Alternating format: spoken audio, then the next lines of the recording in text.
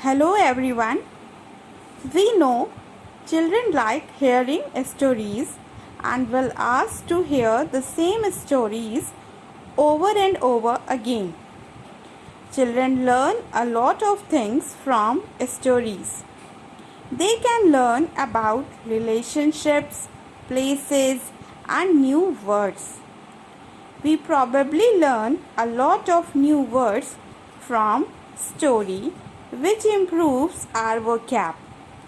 So today I am going to tell you an interesting story of a stag, and you will write this story in a file page. So let's start the video. So what will be the definition of the story? A story is an account of imaginary or real events told for entertainment. यानी कि एक कहानी क्या होती है, वो या तो इमेजिनरी यानी कि जिसे हम सोचते हैं, कल्पना से बना लेते हैं, इमेजिनेशन पावर से बना लेते हैं, या तो वो होता है, या फिर रियल इवेंट्स जो वास्तव में घटनाएं हुई हैं। जैसे कि हम रामायण महाभारत की स्टोरी सुनते हैं, बाइबल जीसस क्राइस्ट के बारे में सुनते हैं, तो ये सारे क्या हैं, रियल इवेंट्स हैं जिनको कि हमारे पेरेंट्स ग्रैंड पेरेंट्स हमको सुनाते हैं स्टोरी के रूप में। तो ये हमारे रियल इवेंट्स होते हैं। और या फिर जैसे कि वो हमें कोई इमेजिनरी स्टोरी बताते हैं जो कि इमेजिन की जाती है, जैसे कि आपका कोई राजा रानी की कहानी हो गई, किसी एनिमल की स्टोरी हो गई, इस तरह से। और टोल्ड फॉर एंटरटेनमेंट, तो ये सब किस लिए किया जाता है, कि स्टोरी किस लिए सुनाई जाती है, एंटरटेनमेंट, जिससे कि हमारा मनोरंजन हो सके। तो मनोरंजन तो हमारा होता ही है स्टोरी से, लेकिन उसके साथ साथ जो स्टोरी होती है वो हमें बहुत ज़्यादा हेल्प करती है हमारी वोकैब को, हमारी वर्ड पावर को इंक्रीज़ करने में।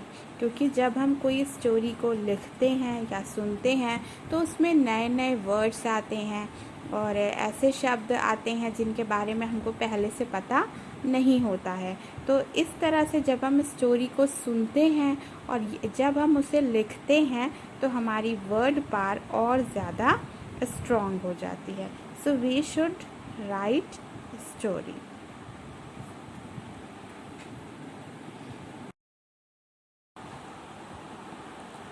The title of the story is The Stag at the Pool.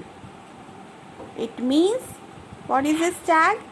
Stag is male deer, जिसे हम हिंदी में बारहसिंगा के नाम से जानते हैं।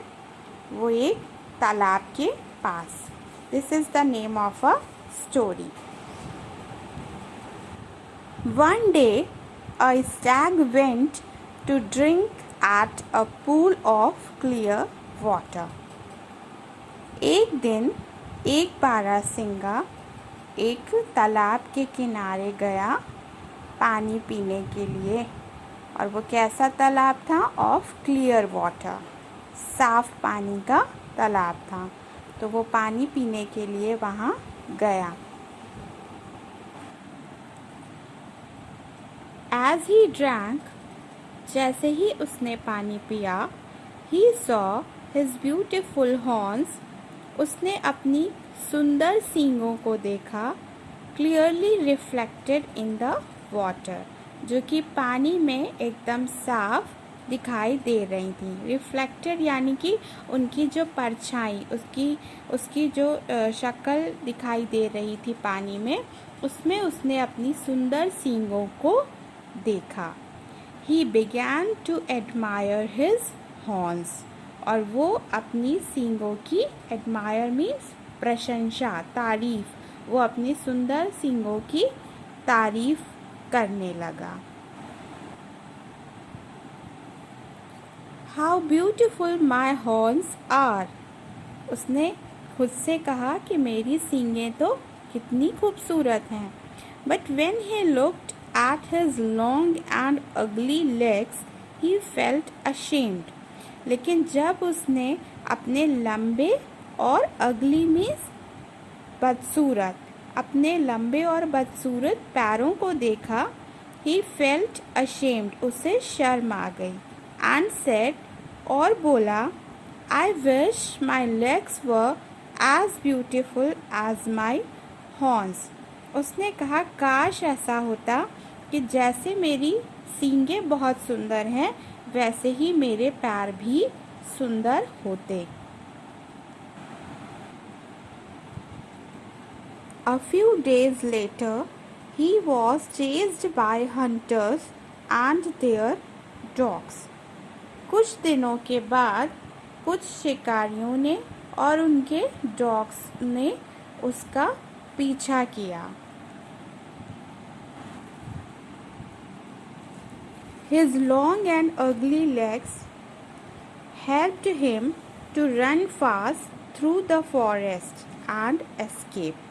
उसके जो लंबे और बदसूरत पैर थे उन्होंने उसकी मदद करी तेज़ दौड़ने में ताकि वो जंगल में तेज़ दौड़ के जा सके एंड एस्केप और अपने को बचा सके.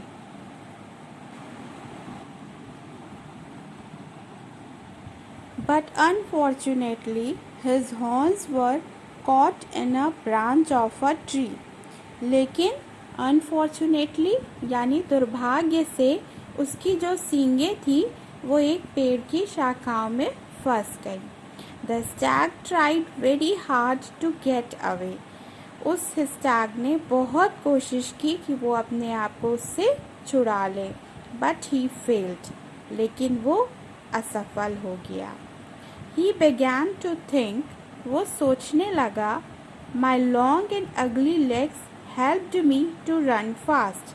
कि मेरे लंबे और बदसूरत पैरों ने मुझे बहुत तेज़ दौड़ने में मेरी मदद की.